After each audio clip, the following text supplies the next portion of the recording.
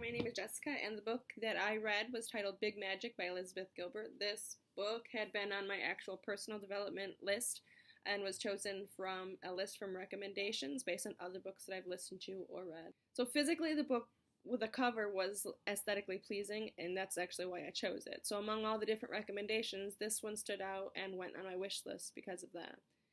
The book, in my opinion, is the kind of book where you can easily get lost in the words. I don't mean that it's hard to understand. I mean, for me, my mind started to wander and reflect on what she was saying while I was still trying to listen to the book, so I found myself having to press the 30 seconds back over and over again and listen to the same thing over and over because I didn't remember. This was the perfect sign that what I was hearing was tapping into that good spot in my brain that promotes the healthy thoughts and ideas that I thrive on. I think my favorite part of this book is the idea that all the ideas and creativity and everything around us are energies that come and go, but ultimately just want to be acknowledged, utilized, and cherished. These energies wander around us, searching for somebody around us to partake them and love them and nurture them or find somebody else. This makes my mind create visual images of what the energies could look like or what they would look like, and it makes me imagine myself wandering around with them and seeing them for what they are and wanting to hold all of them as close to me as possible and just thrive. Out of the entire book, there was a specific storyline that will probably be the part of the book that I remember into the future. The author talks about a novel that she wanted to write that took place in the Amazon. And she was so in love with the idea and the characters, but unfortunately she had to leave the country and was taken away for about 2 years for personal and legal matters. So by the time that she got back and she tried to return to the book, all of the energies and ideas and creativity for those what she had imagined and what she loved had gone, and she didn't know what to do. So she let the idea go, and she could no longer give the story the respect and ambition that she once could have. So she meets this other author that she likes, like herself, whom she then became friends with. In the first moments of their introduction, they shared a kiss. Scandalous, right? A while goes by, and they agreed to meet up again to discuss her new friend's book idea. And then finally it happens. So plot twist.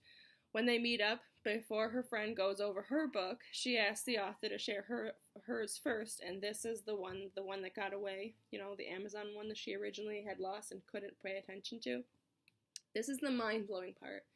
As the author goes over her book idea about the Amazon storyline, her friend's mouth drops open, stunned. Confused, they both realize that they have written and have the exact same storyline, minus a couple details such as the specific era in which the story is going to take place. And above all of that, they continue to talk and agree that they both that they transferred the idea, the energy from the idea transmitted via the kiss that they shared when they first met. And that just blew my mind. Being the eternal optimist that I am, I fell in love with this whole book and highly recommend it if you are looking for a book that you can appreciate and probably go back to in the future.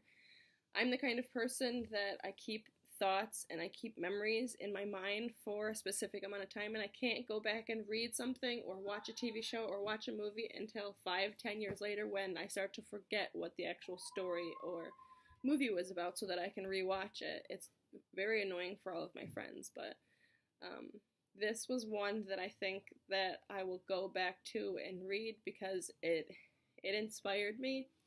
I really liked the talk about the specific kinds of energies, and me specifically, I can remember specific points in my past where I had the energy and the idea and the creativity, but then I didn't utilize it, I didn't nurture it, and then the idea left, and maybe even found somebody else, so I couldn't make that idea my own, and I identified with the sadness and feeling that she just lost something.